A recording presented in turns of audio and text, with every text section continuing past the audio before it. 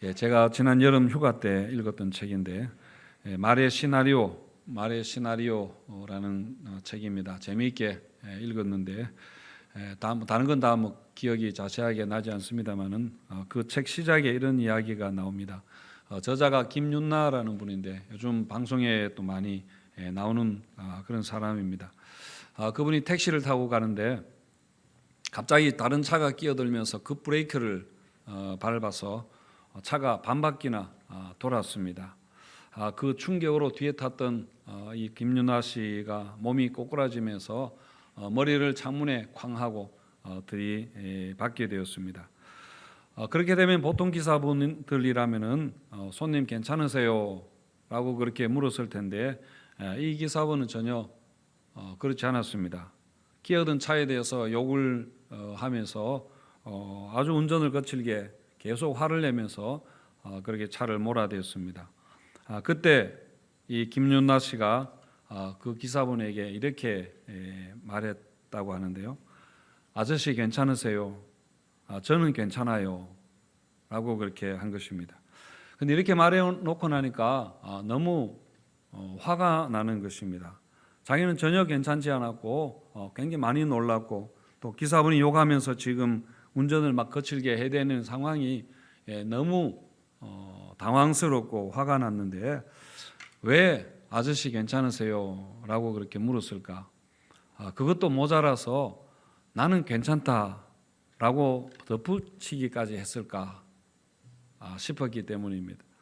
그런 상황에서 사실 당연한 것은 기사분이 손님한테 괜찮느냐 그렇게 물어보고 또 죄송하다고 그렇게 사과하는 게 정상이죠. 또 병원에 가자고 그렇게 하든지 해야 되는데 완전히 적반하장이었던 것입니다. 물론 그런 일이 있으면은 정말 별거 아니어서 괜찮다고 그렇게 하는 것은 또 다른 문제이겠지만은 또 그런 일을 당했을 때에 가만히 있지 않을 그런 손님들도 많이 있을 것입니다. 하지만 이분은 전혀 괜찮지 않았는데 너무 화가 나고 불편하고 무례함을 당하는 것 같았는데 나는 괜찮아요 라고 그렇게 말하도록 생각의 습관이 이미 되어 있는 것, 그런 상황에서 그렇게 저절로 반응이 나오도록 되어 있는 자신에게 너무 화가 났다는 것입니다. 이분의 경우에는 이렇게 습관이 된 그것에 원인이 있었습니다. 어릴 때 부모님이 이혼하고 아버지가 여러 명의 그 새엄마를 데려왔고 또 아버지가 알코올 중독이어서 생활력도 전혀 없었습니다. 그래서 항상 친척집과 월세방을 전전하면서 참 불행한 어린 시절을 보냈습니다. 그래서 늘 다른 사람의 눈치를 보게 되고 그 상대방에게 맞추어서 그 사람에게 기분에 맞추어서 괜찮은 체 하면서 살았던 것이 이분이 터득한 생존의 방식이었던 거죠. 그분도 이것이 옳지 못하다, 자기에게 오히려 이것은 자기를 파괴하는 것이고 삶의 덫이라 그렇게 생각하고 그것을 극복하려고 노력을 굉장히 많이 한 것입니다. 그래서 이제는 남들이 자신에게 함부로 무례하게 대하는 것에 대해서 그렇게 하지 마라, 자기를 지킬 줄 아는 그런 건강한 내면을 가지게 되었고 그렇게 하고 나니까 훨씬 더 다른 사람을 이렇게 사랑할 힘이 생기게 되고 또 좋은 영향력을 사람들 인간관계 속에서 하게 되었다, 그런 이야기였습니다. 그러니까 내가 건강해야 내 내면이 안정이 돼야 우리가 남을 도울 수 있다 하는 것은 우리가 잘 아는 사실이죠. 제가 이 말씀 드리는 것은 우리 예수 믿는 사람들이 이런 문제에 굉장히 취약할 수 있습니다. 우리가 어정쩡하게 착한 거죠. 예수 믿는 사람은 착해야 된다는 생각, 도덕 교육을 어려서부터 많이 받아서 굉장히 어설프게 그렇게 착하게 살아가는 경우가 많은 것 같습니다. 여러분, 우리가 건강한 자존감을 가지지 못하면은 사실 신앙 성장에도 굉장히 어려움이 있습니다. 신앙이 잘 거기에 정착이 되지 않습니다. 우리가 그래서 어설프게 착할 필요 없고요. 또 하나님이 이런 걸 좋아하는 것 같지도 않습니다. 우리는 이런 문제들, 내 마음의 상처에서 나오는 이런 것들을 얼마든지 우리가 해결할 수 있습니다. 복음의 능력으로 해결할 수 있습니다. 그리고 하나님도 우리가 정말 건강한 자존감을 가지고 풍성한 삶을 사는 것을 하나님이 기뻐하실 것입니다. 시편에 나오는 시인들이 이런 여러 가지 내면적인 많은 문제를 가지고 정말 고민하며 분투하는 것을 시편에서 볼 수 있습니다. 바이블타임 성경 통독에서 보면은 매일 마지막에 시편 한 편씩 그렇게 읽고 있습니다만은 어떤 분들은 시편 말씀에서 은혜가 항상 많이 받는다 그렇게 하던데요. 여러분 매일 거기에 나오는 시편 말씀 읽으시면서 정말 거울을 보듯이 시편에서 나의 모습을 하나님 앞에서 그렇게 비추어 보고 또 마음을 고치는 약이다 그렇게 생각하고 매일 그 묵상해서 정말 우리 심령을 연약한 심령을 상처난 심령을 우리가 치유해 갔으면 좋겠습니다. 오늘 시편 71편 말씀도 참 깊은 은혜가 있는 그런 말씀입니다. 저도 말씀 준비를 위해서 여러 번 읽었는데 읽을수록 굉장히 공감이 가는 그런 은혜로운 말씀이었습니다. 지금 시편 71편의 시인은 굉장히 힘듭니다. 마음이 굉장히 아프고 혼란스럽고 삶의 구렁텅이에 빠져 있습니다. 삶의 위기를 만나서 마음이 송두리째 지금 흔들리고 있습니다. 시인이 자기가 당한 위기를 수치라 그렇게 표현을 하고 있습니다. 그래서 수치라는 단어가 많이 나오죠. 1절에 보시면은 여호와여 내가 주께 피하오니 내가 영원히 수치를 당하게 하지 마소서 그렇게 하고 또 시편 중간 13절에도 또 시편 마지막 24절에도 나옵니다. 내가 당한 이 수치 원수들이 당하게 해달라 그렇게 기도합니다. 그리고 7절에 보시면은 나는 무리에게 이상한 징조같이 되었다. 이상한 징조라는 것은 사람들에게 조롱거리 모욕당하는 이런 걸 이야기하는 것입니다.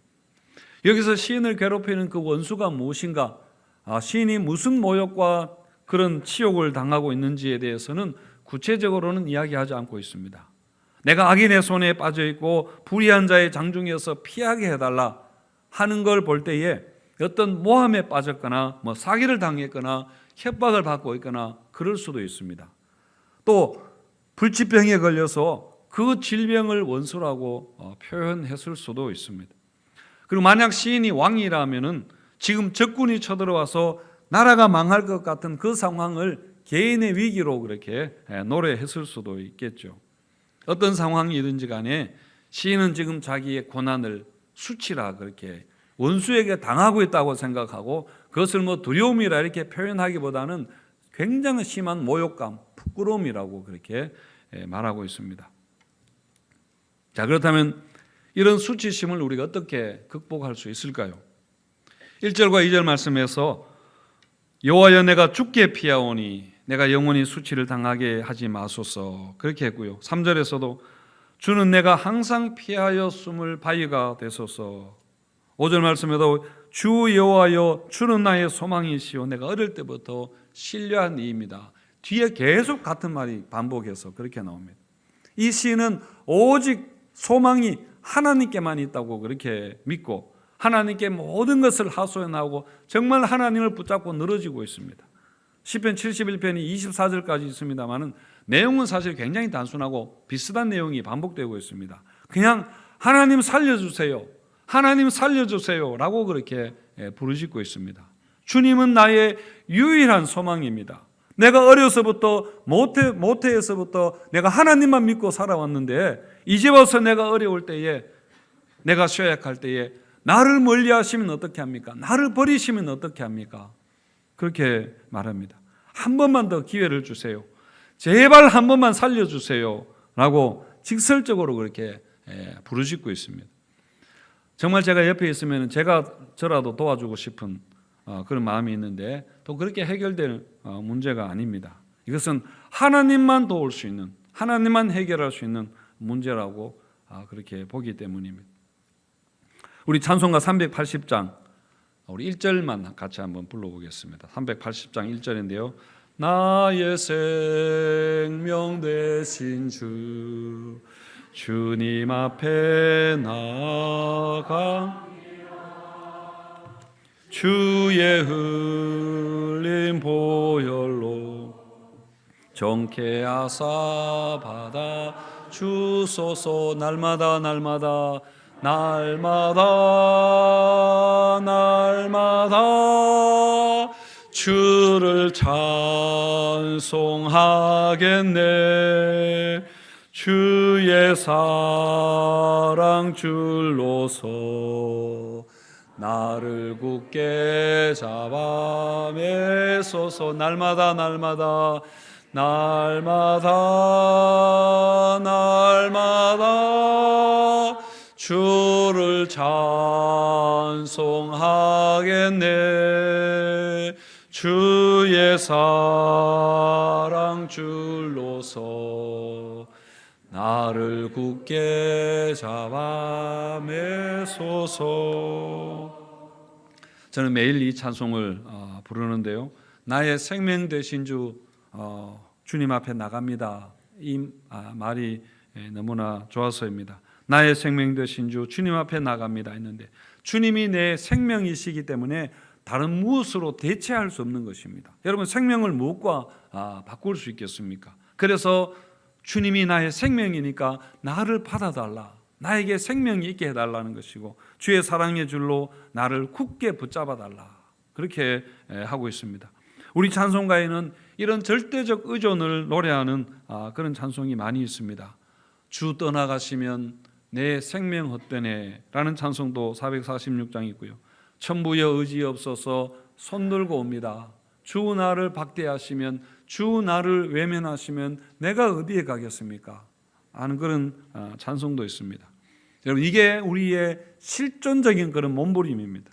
이런 위기 상황이 아니더라도 주님은 우리에게 이런 존재입니다. 주님은 우리에게 생명이십니다. 여러분, 우리가 자꾸 신앙의 게으름을 피우고 싶어 하지만은, 그러면은 여러분, 우리 영혼은 속에서 방황하게 되는 것입니다. 우리 영혼이 속에서 말라 죽어가게 된다는 것입니다. 내 영혼이 내 속에서 탄식하며 부르짖고 있다는 것을 우리가 알아야 됩니다. 결국 우리의 위기는 여러분 신앙의 위기입니다. 삶의 문제야 또 어떻게 시간이 지나면은 해결될 수 있겠지만은, 여러분 신앙의 문제, 신앙의 위기는 그렇지 않습니다. 오늘 시편 말씀에도 신앙은 이 삶의 위기를, 그 삶의 위기가 무엇인지 모르지만 그 신앙의 문제로 바꾸고 있습니다. 이 삶의 문제를 하나님에 대한 갈망으로 그렇게 승화시키고 있다는 겁니다. 10절과 11절에 보시면은, 내 원수들이 내게 대하여 말하기를, 내 영혼을 엿보는 자들이 서로 꾀하며 이르기를, 하나님이 그를 버리셨은즉 따라잡아라, 건질 자가 없다, 그렇게 합니다. 원수들이 그 시인의 영혼을 엿보면서 하나님이 이제 너를 버렸다, 하나님이 너를 돕지 않을 거다, 그렇게 이야기합니다. 하나님이 계시다면은 네가 그런 일을 당하는데 왜 가만히 있겠느냐, 왜 돕지 않겠느냐? 하나님 없는 거야. 지금 이 과학의 시대에 하나님은 무슨 하나님? 다 사람이 만들어진 신이지, 그렇게 이야기하는 것과 같은 식입니다. 여러분, 이런 신앙의 위기가 우리에게 가장 큰 위기인 것입니다. 제가 수원신학교 강의 갔을 때 학생 한 명이 질문을 했습니다. 그 학생은 목회자가 되기 위해서 신학교에 온 것이 아니라 자기 신앙의 확신을 가지기 위해서 그렇게 왔다고 자기 소개할 때 그렇게 이야기를 하더라고요. 아마 신앙에 많은 고민과 갈등이 있었던 것 같고, 그래서 하나님을 찾기 위해서, 하나님을 만나기 위해서 그렇게 온 것입니다.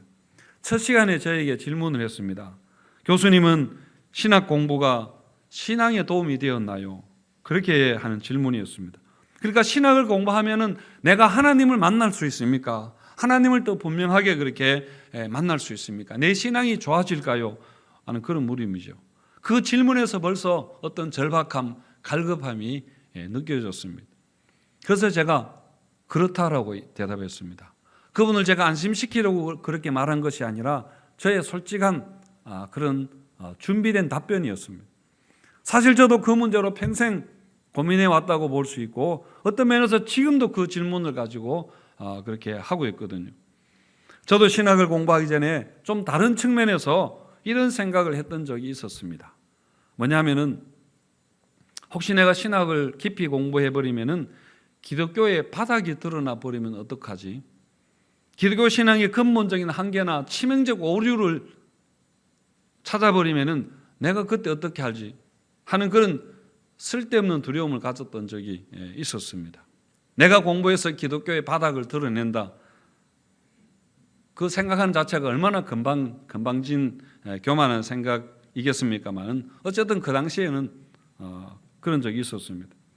하지만 지금은 그 학생의 질문에 그렇다, 정말이다 라고 그렇게 확실하게 대답할 수 있습니다. 하지만 여러분, 저는 여전히 하나님을 찾는 여행을 계속하고 있습니다. 제가 얼마 전에 다른 목사님들과 모인 자리에서 목사의 고뇌에 대해서 그렇게 나눈 적이 있었습니다. 제가 뭐라고 이야기했는가 하면은 목사에게 가장 힘든 일은 보이지 않는 하나님을 교인들에게 보여주는 것이 가장 어렵다, 그렇게 했습니다. 물론 이 말에 대해서도 하나님이 언제 내가 너한테 나를 보여주라고 하더냐, 그것도 오바다 라고 하실 수도 있겠습니다만은 어쨌든 제 스스로 괜한 이런 부담을 가지고 있습니다. 정말 보이지 아니하시는 하나님, 모든 것이 눈에 보이는 이 세상을 살아가는 성도들에게 보이지 않는 하나님을 보여주기 위해서 저 스스로 많은 신앙의 그런 문제로 고군분투하고 있습니다. 제가 여러분들에게 뭐라고 말씀 전하고 이렇게 하기 전에 제일 먼저 제가 그것을 고민합니다. 하나님, 이거 정말입니까? 묻기도 하면서 나 자신이 먼저 납득하려고 그렇게 애를 씁니다. 어떨 때는 저도 하나님 안 계시는 것 같은 그런 광야의 시간을 지나갈 때가 있고, 또 무신론자들의 말에 귀를 기울여 보기도 합니다. 또 제가 열심히 기도했는데 기도 응답이 없을 때 좌절하고 낙심하기도 하고, 하나님이 너무 무심한 것 같아서, 하나님이 나에게 너무 이렇게 관심이 없는 것 같아서 하나님께 막 대들기도 하고 그렇게도 합니다. 그리고 사탄의 공격도 얼마나 심하게 그렇게 받는지 모릅니다. 정말 바로 앞에서 나를 놀리고 조롱하고 가지고 노는 것처럼 그렇게 여길 때도 있습니다. 그리고 나도 잘 알지 못하고 나도 잘 실천하지 못하는 걸 가지고 어쨌든 설교를 해야 되는데, 그렇게 설교하고 나면은 사실 여러분 얼마나 부끄러운지 모릅니다. 얼마나 양심에 이렇게 가책이 되는지 모릅니다. 이렇게 저도 하나님을 찾는 힘들고 외로운 그런 여행을 그야말로 처절하게 하고 있습니다. 그래서 한편으로 시인의 이 몸부림이 조금 이해가 된다는 말입니다. 다시 돌아가서 이렇게 우리는 자기를 찾는 여행, 그게 신앙적이든 아니면 자존감의 문제이든지 간에 우리가 그것을 분투해야 됩니다. 그래서 예수 그리스도 안에 있는 나 자신을 발견하고 나를 새롭게 형성해 가야 합니다. 그래서 여러분, 그 복음의 능력으로 우리 문제를, 우리 어떤 마음의 상처나 이런 것들을 얼마든지 우리가 치유할 수 있습니다. 풍삼 기초에 이런 질문이 나오는데요. 그리스도인은 자기를 사랑해야 됩니까? 아니면 자기를 부인해야 됩니까? 그렇게 질문이 있습니다. 성경에서는 십자가를 지고 자기를 부인하라 그렇게 말씀하잖아요. 그런데 또 우리는 사랑해야 됩니다. 나를 사랑하는 것하고 나를 부인하는 것하고 이게 모순되는 것 같아서 무엇이 옳은 겁니까? 이런 질문인데요. 그 질문에 대한 해답은 이것입니다. 뭐냐면은 우리는 그리스도 안에 있기 전에 나의 모습, 나의 옛사람은 부인하고 그리스도 안에 있는 나 자신은 긍정해야 된다.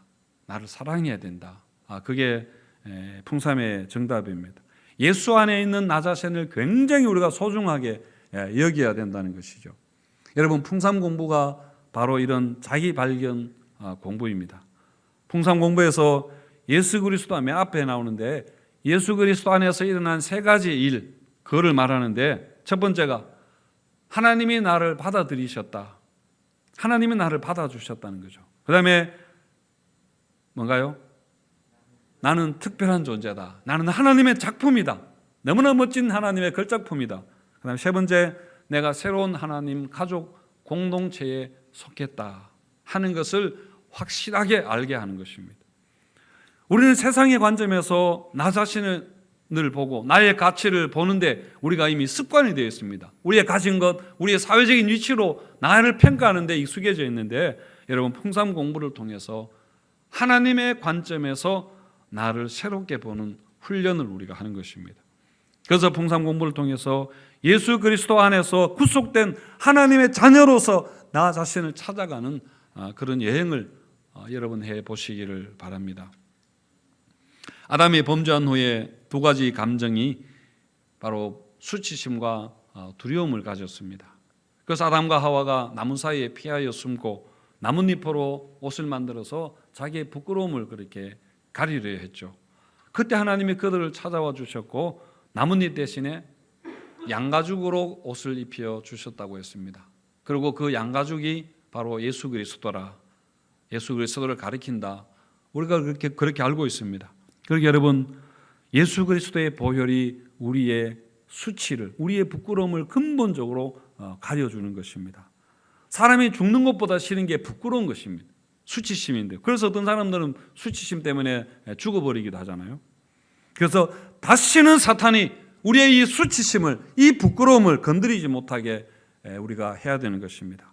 그리고 우리 마음의 상처와 아픔과 잘못된 일인 습관들을 예수 그리스도의 보혈의 능력으로 우리가 고쳐 나갈 수 있습니다. 그래서 우리가 풍성한 삶을 살아야 됩니다. 예수 믿는 사람들은 그저 비실비실하게 사는 것이 아니라, 어설프게 착한 사람이 아니라 정말 당당하게 멋지게 우리가 풍성하게 그렇게 살아야 되는 것입니다. 예수님은 우리가 생명을 얻고 더 풍성하게 누리기를 그렇게 원하시기 때문이죠. 성도 여러분, 예수 안에서 풍성한 삶을 사시기를 주님의 이름으로 축원드립니다. 이렇게 우리가 자신의 신앙을 위해서 분투하고 또 풍성한 삶을 위한 자아 찾기를 우리 하면서 우리는 또한 하나님 나라의 비전을 가지고 사명을 바라보아야 합니다. 시인은 지금 어떤 삶의 큰 위기를 당했고 또 신앙이 흔들리는 그런 상황이지만은 그 와중에서도 자기의 사명이 무엇인가를 바라보고 있습니다. 15절에서 17절 보시면은 내가 청량할 수 없는 주의 공의와 구원을 내 입으로 종일 전하리이다. 내가 주 여호와의 능하신 행적을 가지고 옥에 싸우며 주의 공의만 전하겠나이다. 내가 지금까지 주의 기이한 일들을 전하였나이다. 그리고 하나님 18절에도 하나님이여 내가 늙어 백발이 될 때에도 나를 버리지 마시며 내가 주의 힘을 후대에 전하고 주의 능력을 장래의 모든 사람에게 전하기까지 나를 버리지 마소서. 그렇게 간청합니다. 전하다라는 말이 계속 반복되어 그렇게 나오는데요. 지금까지 내가 계속 전하는 삶을 살았는데 앞으로도 이것을 계속하게 해달라. 그렇게 하는 것입니다. 그리고 또 시편 71편에 전하다라는 단어와 함께 많이 나오는 게 찬송하다라는 단어가 많이 나옵니다. 22절과 23절 우리 같이 한번 읽어보겠습니다. 시작. 나의 하나님이여 내가 또 비파로 주를 찬양하며 주의 성실을 찬양하리이다.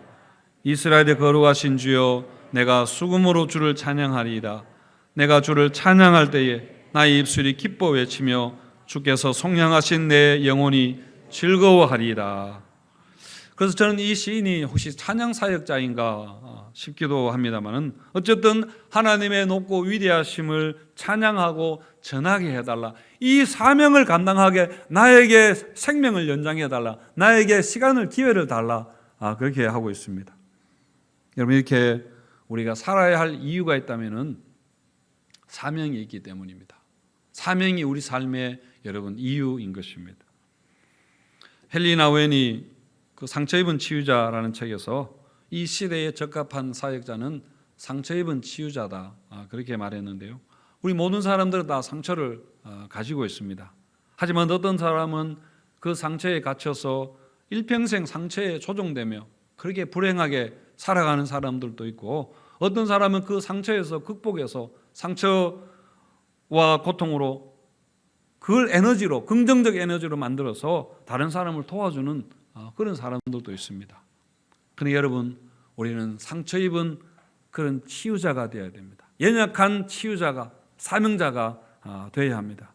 그렇게 하기 위해서는 우리는 먼저 신앙으로 우리가 바로 서야 됩니다. 내게 있는 상처와 아픔을 예수 안에서 치유하도록 우리가 신앙의 몸부림을 하는 것입니다. 건강한 신앙, 신앙의 문제가 내 삶의 이런 문제들 해결하지 못할 정도로 그런 힘없는 것이 아니잖아요. 이 신앙으로 내 삶의 문제, 내 자아의 문제, 자존감의 문제를 우리가 극복하는 것입니다. 그래서 우리가 풍성하게 우리가 살아야 됩니다. 또 한 가지는 우리가 사명을 행하는 겁니다.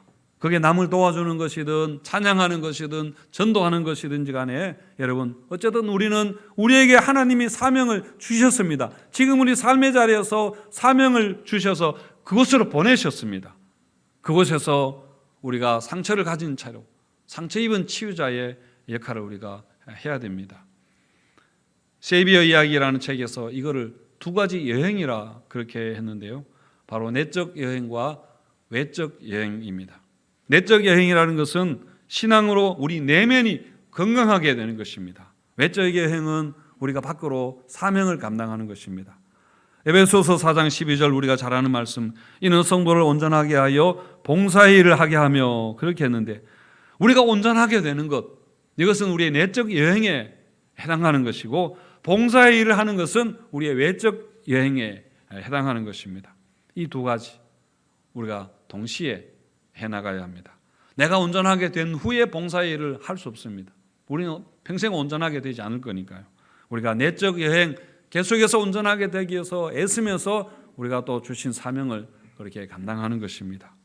오늘 이 시인처럼 이 두 가지 여행 새해에 우리가 잘 감당해 나가는 성도님들 우리 교회가 되시기를 축원드립니다.